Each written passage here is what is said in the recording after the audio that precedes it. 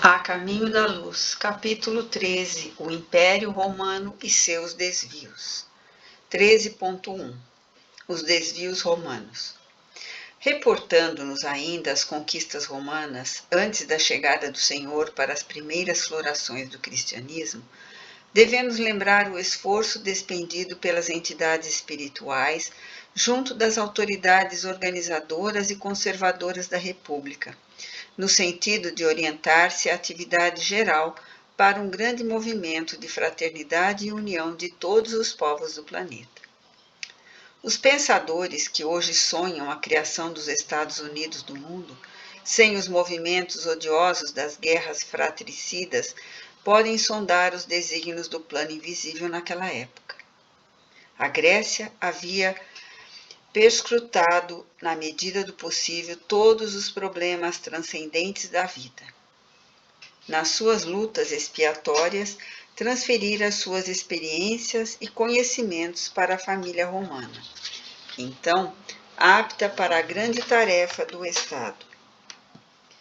A força de educação e de amor poderia esta última unificar as bandeiras do orbe, criando um novo roteiro à evolução coletiva e estabelecendo as linhas paralelas do progresso físico e moral da humanidade terrestre. Todos os esforços foram despendidos, nesse particular, pelos emissários do plano invisível, e a prova desse grandioso projeto de trabalho unitário é que a obra do Império Romano foi das mais primorosas em matéria educativa, com vistas à organização das nacionalidades modernas. O próprio instinto democrático da Inglaterra e da França, bem como das suas elevadas obras de socialização, ainda representam frutos da missão educativa do Império no seio da humanidade. O caminho dos romanos ficou juncado de sementes e de luzes para o porvir. A realidade, contudo, é que se os mensageiros do Cristo conseguiram a realização de muitos planos generosos no seio da comunidade de então, não podiam interferir na liberdade isolada da grande maioria dos seus membros. 13.2 Os abusos da autoridade e do poder. Em breve, os abusos da autoridade e do poder embriagavam a cidade valorosa. Toda a sede do governo parecia invadida por uma avalanche de forças perversoras das mais baixas esferas dos planos invisíveis. A família romana, cujo esplendor espiritual conseguiu atravessar todas as eras, iluminando os agrupamentos da atualidade, parecia atormentada pelos mais tenazes inimigos ocultos, que aos poucos liminaram as bases mais sólidas, mergulhando-a na corrupção e no extermínio de si mesma, dada a ausência de vigilância de suas sentinelas mais avançadas. Denso nevoeiro obscurecia todas as consciências e a sociedade alegre e honesta, rica de sentimentos enobrecedores, foi pasto de crimes humilhantes, de tragédias lúgubres e miserandos assassínios. As classes abastadas aproveitavam a pletora de poder, instalando-se no carro da opressão que deixava atrás de si um rastro fumegante de revolta e de sangue.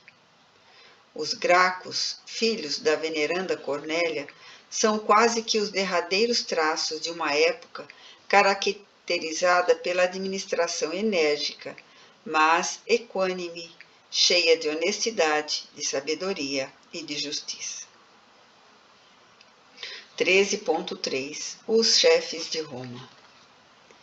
Depois de Caio, assassinado no Aventino, embora se fizesse supor um suicídio, instala-se definitivamente um regime de quase completa dissolução das grandes conquistas morais realizadas.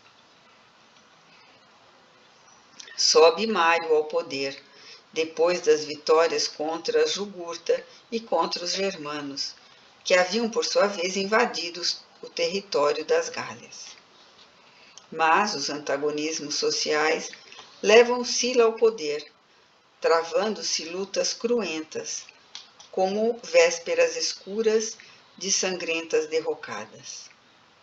Em seguida, surgem Pompeu e a Revolução de Catilina, muito conseguindo a prudência de Cícero em favor da segurança da cidade. Verifica-se logo após o primeiro triunvirato com a política maneirosa de Caio Júlio César, que se alia a Pompeu e a Crasso para as supremas obrigações do governo. As citações históricas, todavia, desviariam os objetivos do nosso esforço.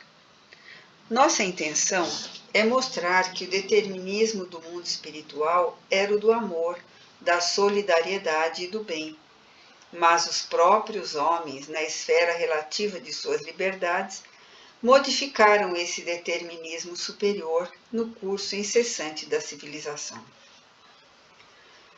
Os generais romanos podiam conquistar a ferro e fogo, desviando-se dos objetivos mais sagrados dos seus deveres e obrigações, levando aos outros povos, pela força das armas, os liames que somente deveriam utilizar com a sua cultura e experiência da vida.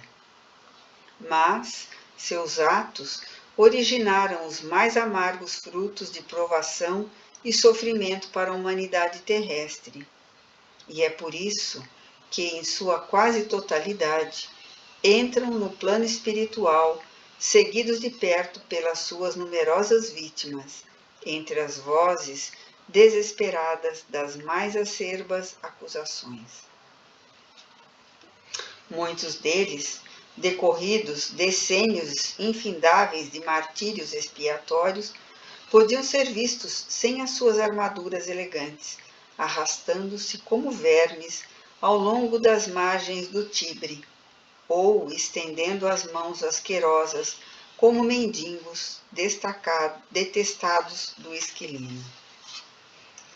13.4 O século de Augusto. Terminados os triunviratos, eis que ia cumprir-se a missão do Cristo, depois de instalados os primeiros Césares do Império Romano. A aproximação e a presença consoladora do Divino Mestre no mundo era motivo para que todos os corações experimentassem uma vida nova, ainda que ignorassem a fonte divina daquelas vibrações confortadoras. Em vista disso, o governo de Augusto decorreu em grande tranquilidade para Roma e para o resto das sociedades organizadas do planeta. Realizam-se gigantescos esforços edificadores ou reconstrutivos. Belos monumentos são erguidos. O espírito artístico e filantrópico de Atenas revive na pessoa de Mecenas, confidente do imperador, cuja generosidade dispensa a mais carinhosa atenção às inteligências estudiosas e superiores da época, quais Horácio e Virgílio, que assinalam, junto de outras nobres expressões intelectuais do tempo, a passagem do chamado século de Augusto, com as suas obras numerosas. 13.5 Transição de uma época. Depois de Augusto, aparece à barra da história a personalidade disfarçada e cruel de Tibério, seu filho adotivo, que vê terminar a era de paz, de trabalho e concórdia com o regresso do Cordeiro às regiões sublimadas da luz. É nesse reinado que a Judéia leva a efeito a tragédia do Gólgota, realizando sinistramente as mais remotas profecias. Não obstante, o seu compassivo e desvelado amor, o Divino Mestre é submetido aos martírios da cruz por imposição do judaísmo, que lhe não compreendeu o amor e a humildade. Roma colabora no doloroso acontecimento com a indiferença fria de Pôncio Pilatos, retornando aos seus festins e aos seus prazeres, como se desconhecesse as finalidades mais nobres da vida. Seguindo a mesma estrada escura de Tibério, Calígula inaugura um período longo de sombras, de massacres e de incêndios, de devastação e de sangue. 13.6 Provações coletivas dos judeus e dos romanos. Os seguidores humildes do Nazareno iniciam nas regiões da Palestina as suas predicações e ensinamentos. Raros apóstolos sabiam da missão sublimada daquela doutrina sacrossanta, que mandava fazer o bem pelo mal e instituir o perdão aos próprios inimigos. De perto, seguem-lhe as atividades os emissários solícitos do Senhor, preparando os caminhos da revolução ideológica do Evangelho. Esses mensageiros do alto iniciam igualmente e de modo indireto o esforço de auxílio ao império nas suas dolorosas provações coletivas. Um perfeito trabalho de seleção se verifica no ambiente espiritual das coletividades romanas. Chovem inspirações do alto, preludiando as dores de Jerusalém e as amarguras da cidade imperial.